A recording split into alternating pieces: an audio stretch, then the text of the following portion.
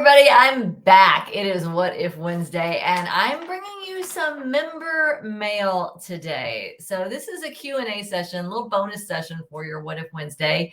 And I want to thank Morris Sims for reaching out with this fabulous question about how to use the what if up process. So thank you, Morris. Morris has a fantastic podcast, by the way, The Business of Sales, if you want to check that out and support a fellow what if upper. It's a fantastic program. So here's what Morris asks. He says, I have a question I bet you can help me with.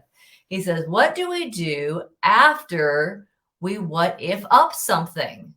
You ever wondered that? Okay, so what if, now what?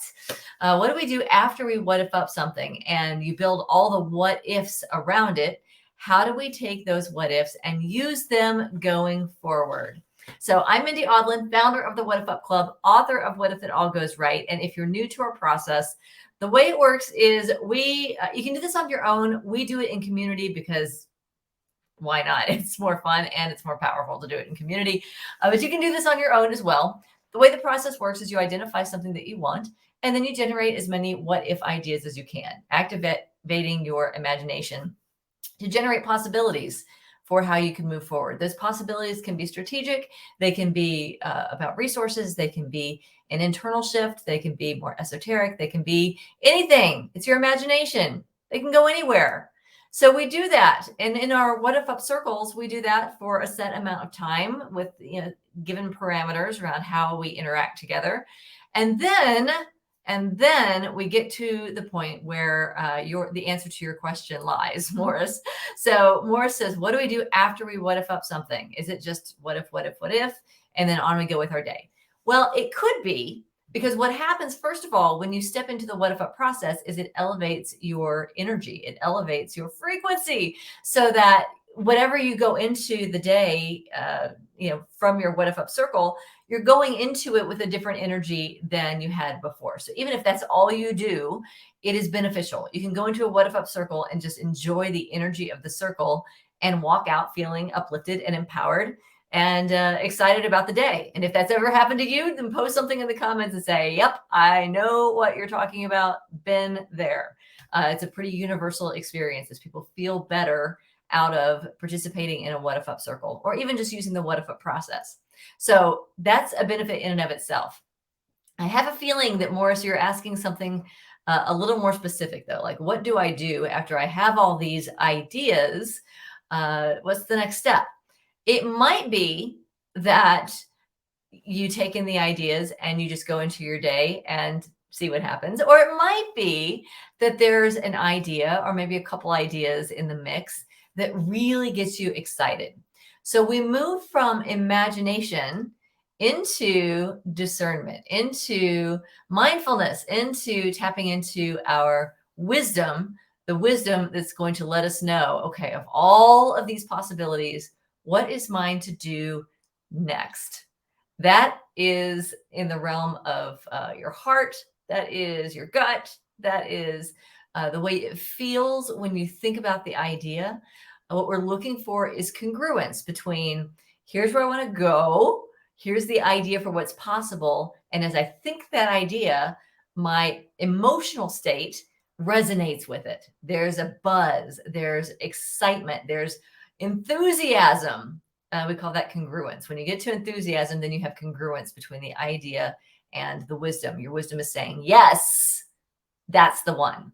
So what we typically do in our groups is after we have our what if up circle, after we have the brainstorm time, we take some time to reflect. So if you have been in the spotlight and you have been receiving all of these ideas, we provide a little space just to sit with the possibilities, sit with the ideas, and discern what's mine to do. Now, the other thing we do during that silent space is for everyone else who's been sharing ideas is we hold that collective space, that the ultimate thing that you wanted in the beginning, that it's done. We just see it done. We trust that the how will show up for you. So that's what we do. And then what we typically do in a mastermind is we have some accountability. So here's what I'm feeling inspired to do. And there's usually at least one inspired action that comes out of each brainstorm session. Sometimes I have had it happen where my inspired action is to remain in a holding pattern. I mean, if I'm not feeling like there's a yes, sometimes my inspired action is to sit with it for a week or to meditate on it or to keep reflecting or keep what if upping. So sometimes the action is what we are used to thinking of as action. I'm going to call a person and I'm going to do my checklist. Sometimes the action is to be with the idea a little bit longer, to explore it in a little more depth. Whatever it might be, there is some sort of inspired action that will typically transpire out of our process together. So what we want to do is identify what is that inspired action and then provide an accountability structure for if I say I'm going to do this today, what accountability do I have so that it's not just another thing that I think I should do? It's something that I'm really committed to following through on because the energy is there, because it's exciting. So that's why we encourage you to what if up in community, in small groups.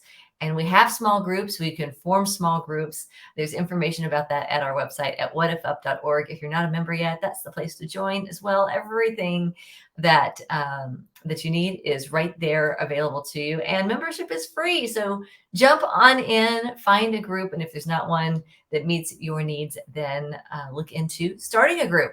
We look forward to starting some new groups as we head into the fall. So that is the answer that I have for you, Morris. You may have your own answers as well. What is it for you to do after you have what if upped possibility? What is the next step? The next step is discernment. And from that discernment, moving into inspired action. We're here for you. We're your team. We are team up. We've got your back and we want to cheer for you as you take those inspired actions. You put them into motion and see all the amazing things that you can create, that you can consciously create in your life. So I'm Mindy Allen. Thanks for being here. I look forward to seeing you next week. Have a great week. See you soon. Bye-bye.